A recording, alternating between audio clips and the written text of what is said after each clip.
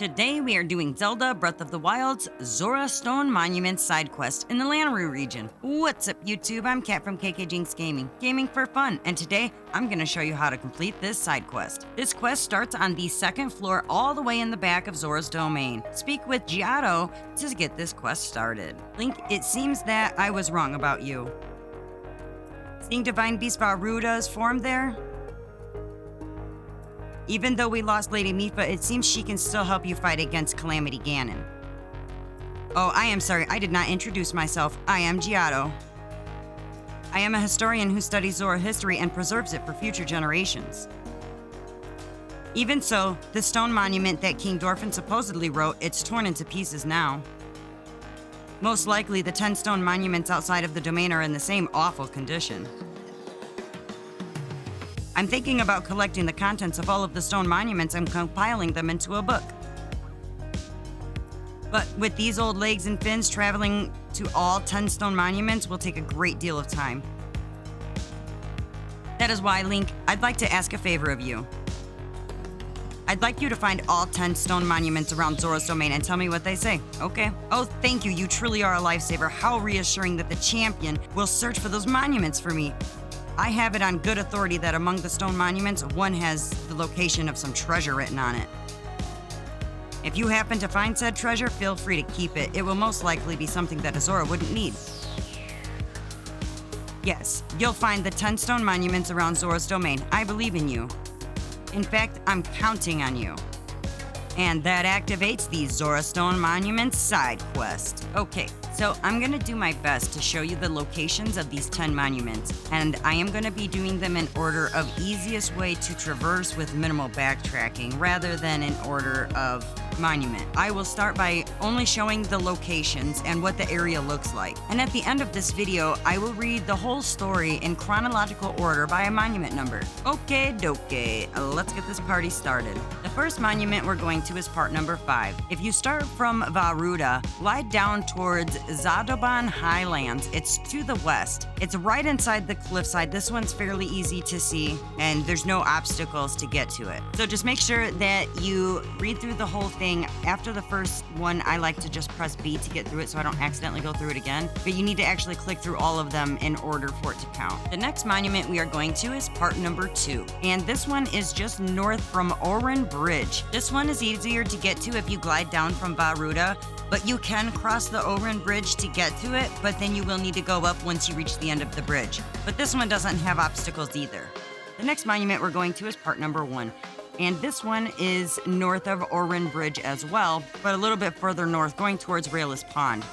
Right off the path, but beware because this particular monument has several Lizalfos nearby. So the next monument we're going to is part number 4. If you make your way down to Ruta's Crossing, if you look towards the right, if you're going towards the domain, you'll be able to see it. Just jump right off the bridge and glide down to it. Okay, the next monument we're going to is number 8 and is actually Addendum 1. And we want to go back up to Ruta's Crossing and just follow the path forward towards the domain. It's slightly northeast of Ruta's Crossing. It's right off the path. You'll see an electric whiz robe near the monument. All right, the next monument is part number 6. And this one is just west of the Rutala Dam, right on the other side of this mountain. It has an overhang, so look down to find it in an opening in the mountain between 2 cliffs. The next monument is part number 7. And this one is just east of Ruta Lake, just before the Great Zora Bridge. This one is also right off the path and has no obstacles to get to it. And the next monument is part number 3, and it's right on the other side of Ruta Lake, right under an overhang. From here, if you turn around and walk west towards the lake, you'll see it down below. All right, the next one is monument number 10, which is a memoir of a gifted stonemason. And this one is just south of Upland Zorana. It's a little more than halfway down on the cliffside on a ledge. And the last monument is number 9, which is actually Addendum 2. And this one is just south of Lulu Lake near Ploymus Mountain. This one is also under an overhang. Okay, and that being the last monument means it's time to go back to Zora's domain and speak to Jiahto again to complete this side quest. Link, it would seem you have checked all the stone monuments for me. Now then, please tell me what was written on them.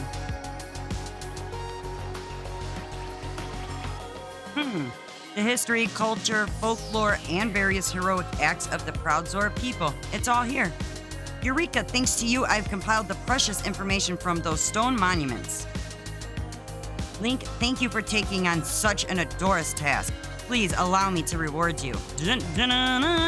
A diamond! Stuff that in your pocket, and that completes the Zora Stone Monument side quests. Keep watching to hear the full story as told by the King Dorfin, as well as the addendums and the memoir of a gifted stonemason. History of the Zora, Part 1, The Eternal Zora's Domain, as told by King Dorfin. The rains have blessed Lanayru since ancient times with an abundance of pure, clean water. Seeking a bounty of such water, the Zora gathered there. Thus, as the legends go, the domain was born 10,000 years ago. The land was also rich in ore, and so a unique form of stonemasonry was developed to create her new home. The domain is one giant sculpture, a feat of architecture that has drawn admirers the world over. Our great domain will ever stand as a hallmark of the esteemed artists who made it, an eternal symbol of Zora pride. History of the Zora, Part 2, A Reservoir of Hope as told by King Dorfin. Once every 10 years, the Lanayru region experiences unusually heavy rainfall. The Zora River flooded every time. The tides damaged not only our domain, but our people, washing away poor souls and causing great suffering and disarray. The Zora king of that time, after seeking aid from the king of Hyrule, rode out to see what could be done. By joining the architectural genius of the Zora and Hyrule's technological prowess, East Reservoir Lake was swiftly built. Thanks to this fruitful partnership, Hyrule was no longer plagued by these devastating floods. In gratitude, the Zora king promised the king of Hyrule to manage the reservoir level to protect all of Hyrule from floods. Each Zora king since has kept that oath, spanning 10,000 years. That is why the reservoir signifies our bond with Hyrule. History of the Zora, Part 3, Miracle of the White Scale, as told by King Dorfin. Our scholars say that in the distant past, Zora's domain had a king with no special talent for the art of war. What he lacked in skill with a blade, he made up for in love for his people and especially love for his queen. One day, news reached the king of a horde of monsters gathering in the Zodoban Highlands. The king steeled himself for war to protect his people, but the queen knew how ill-suited for the task he was.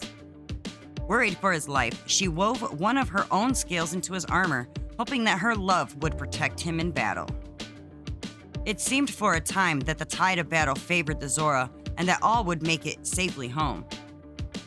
But the cunning Lizalfo's general saw an opening and seized it, driving the king's forces into a corner. Just when the general's sword was ready to crash down upon the king, a miracle took place. An errant sunbeam reflected from the scale of his armor blinded the Lizalfos, stopping the death blow from falling. This was the chance the king needed to rally his forces and turn the tide, taking down the general and securing victory. This came to be known as the Miracle of the White Scale, a scale that only female Zora possess. It was this miracle that began the tradition of Zora princesses crafting armor for their future husbands. History of the Zora, Part 4, The Light Scale Trident, as told by King Dorfin. The queen and I were blessed with a daughter as lovely as a jewel. We named our princess Mipha. To celebrate her birth, the smithy Dento presented Mipha with a gift, a mighty spear called the Light Scale Trident. Mipha grew into a bright girl and soon reached the age of receiving lessons from the royal family's Order of Knights. The whole of the royal guard adored her, especially Sergeant Sejin, who loved her as if she were his own kin. Under Sejin's instruction, Mipha honed her skills, and her radiance grew along with her skill with the Light Scale Trident. As a champion, Mipha made her people proud. However, once the Great Calamity struck, she was never to return. All of Zora's domain fell into misery. The merest thought of the princess was enough to overcome anyone with tears. As a way of offering her soul repose, they tried to send a Light Scale Trident drifting down the Zora River.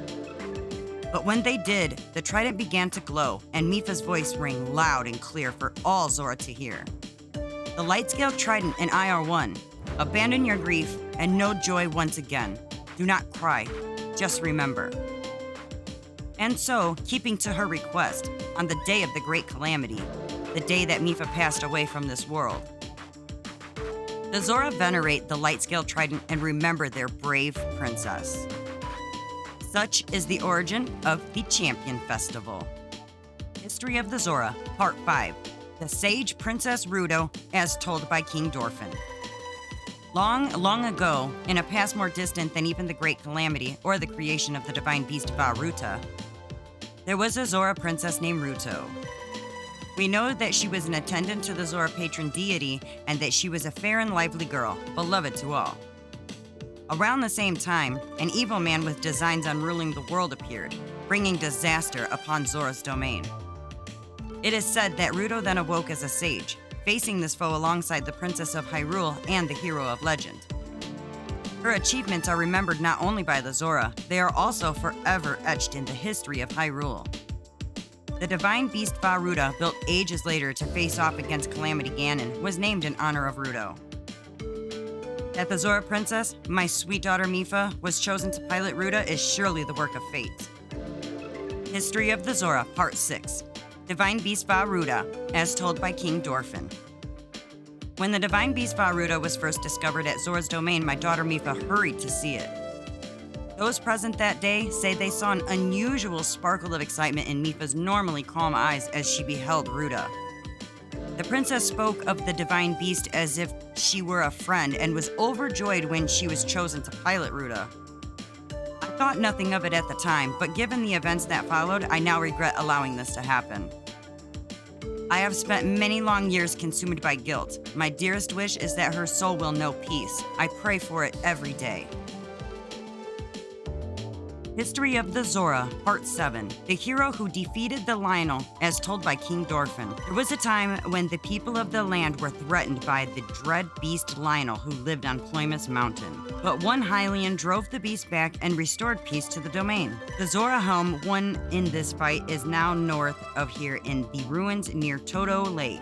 It rests there to honor the deeds of the hero Link. Time has taken its toll on this. History of the Zora, Addendum 1. King Dorfin stands his ground.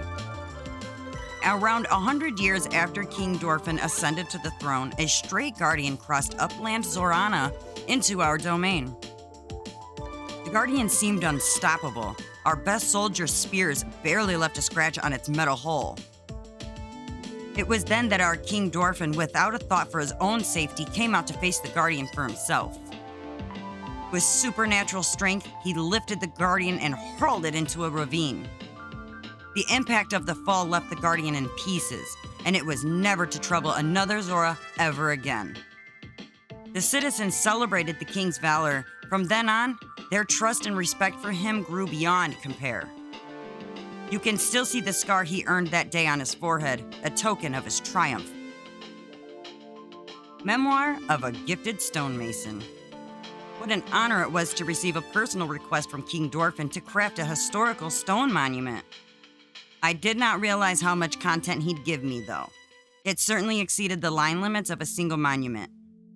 I suppose I could have shortened the text, but it felt wrong to tamper with our great king's words. Thankfully, I was able to split it all between 7 monuments to ensure that every word was preserved. I have always prided myself on my ability to think outside the box. I am so very adaptable and humble as well.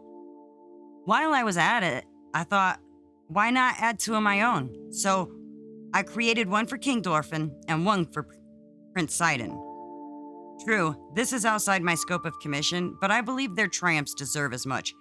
But why stop at that? Why indeed, my achievement surely deserves remembrance too. And that is how a commission of 1 became 10.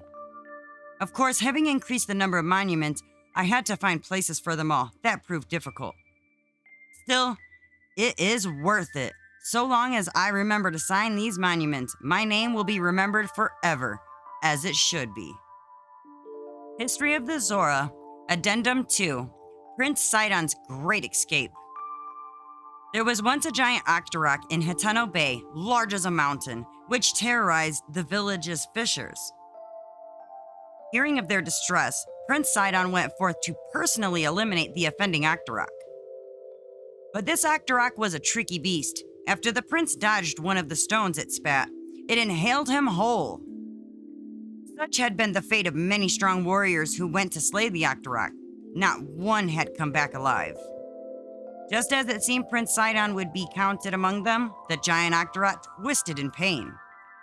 The tip of a silver spear pierced the Octorok's stomach from within, revealing itself as the source of the beast's agony.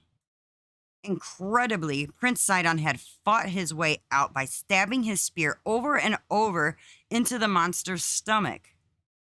Unable to bear the pain, the Octorok coughed up the prince and scrambled to escape. Ever since, the fishers of Hateno Bay have passed down this heroic tale, the prince who slew the fell Octorok. If you enjoyed this video, be sure to smash that like button, subscribe if you haven't already, and be sure to punch that bell square in the face so you don't miss any content released. This is KKJinxx, over and out.